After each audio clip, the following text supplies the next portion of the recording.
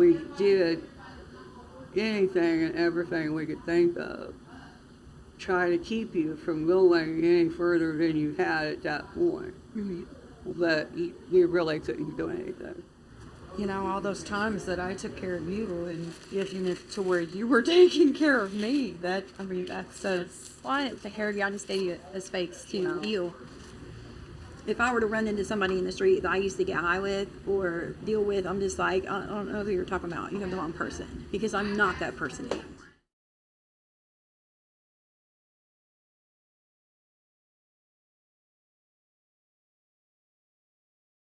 My name is Jasmine Spalding. I would describe my childhood as quite tumultuous. My mother was an addict for a great portion of my life, pretty much all of it until I was an adult.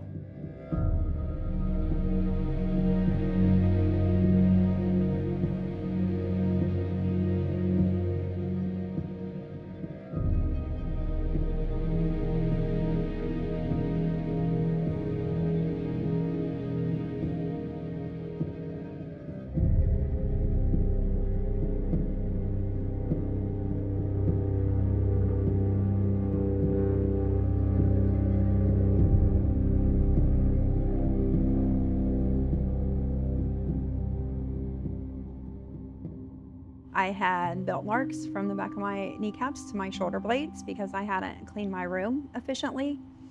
And I intentionally put on an outfit where the teachers at school would see the marks on my legs. And so I had on like this little pleated aqua skirt. And so that was the first time that I was removed from the home. That was the first time I really felt safe because I wasn't around anybody I knew would intentionally hurt me. And so my whole bedroom now is aqua because that's my safe color. After 22 calls to child protection, because pastors don't beat their kids, I was finally removed from the home, but not because I was being abused.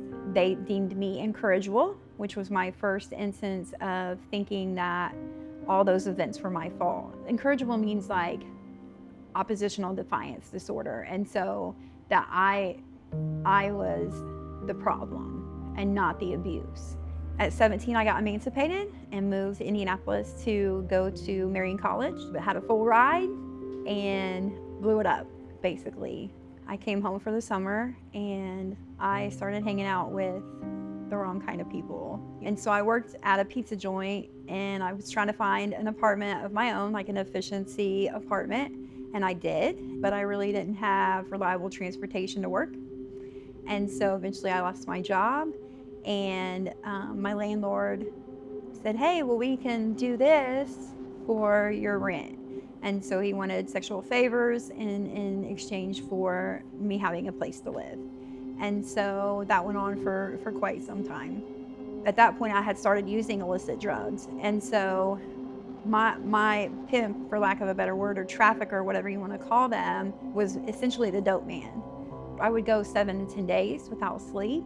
I would not remember whether or not I had eaten. I was 120 pounds soaking wet. And at this point, I didn't really even accept God, right? Like God was irrelevant where I came from. So like trafficking's not just somebody getting thrown in a van and tied in a basement. More often than not, it's coercion or manipulation or survival.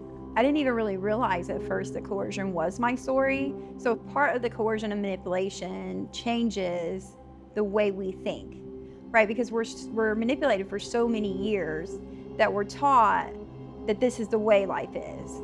They would tell us, right, that if you work in a factory, you might cut a finger off. And so getting in a car with a John, you might get beat up, and that's just how it is, or you might get raped, or that's just how it is. I just thought it was normal, right, to go do this so that I could use, because I didn't want to feel any of the pain that I had from my childhood or up into leading to that point. Towards the end, it was almost like every time I would jump in a car with a John or with someone who was trying to purchase, I would pray to die. Like I was just done with living the way that I was living.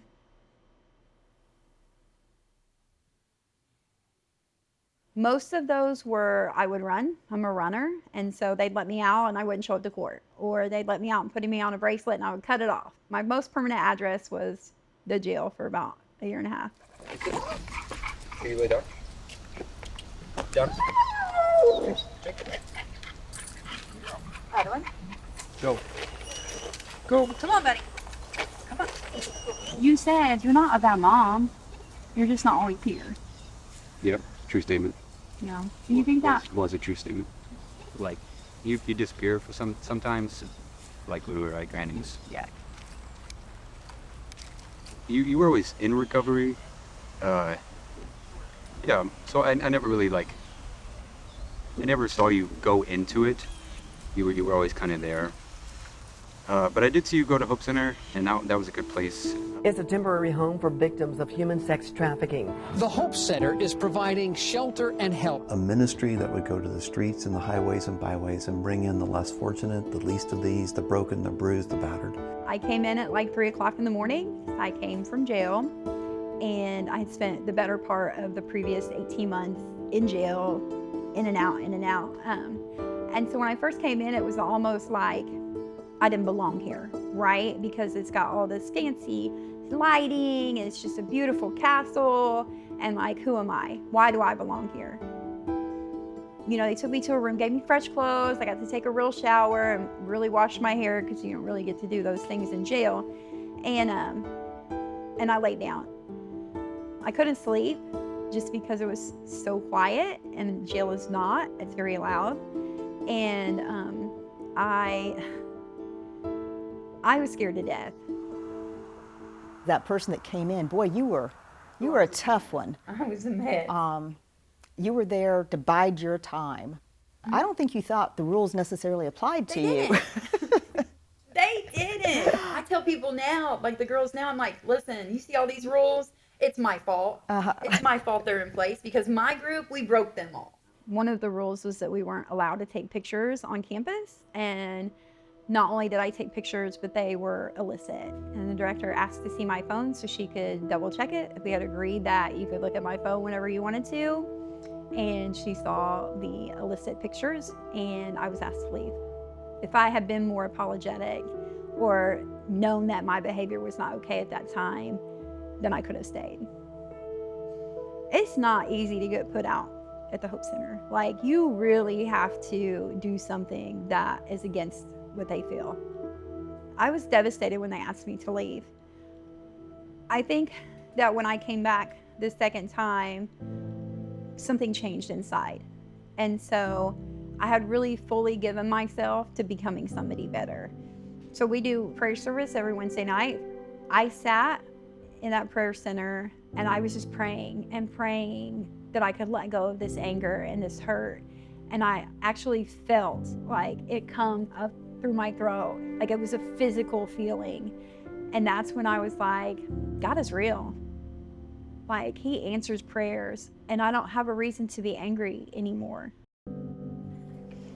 I shared earlier about aqua being a safe color, and so pretty much any art project that I've done has aqua in it. And so purple also is my favorite color. So this is an ink art, and I did this pretty well into art therapy that I didn't want to do to begin with. Being grateful for every day that we have and the fact that this is where we are today. I mean, look at what all of us have been through. And to be here now, appreciating and celebrating and you know, still knowing that we don't know what's going to happen tomorrow. Yeah. But we're here today. I think that I chose the right place to go to. I think being somewhere that focused on trafficking and recovery from that, other than just recovering from alcohol and addiction, gave me an opportunity to heal the trauma. You know, it really just coming back to Jesus, like, you know, believing that I'm still here for a reason, and then he's walked me right into my purpose.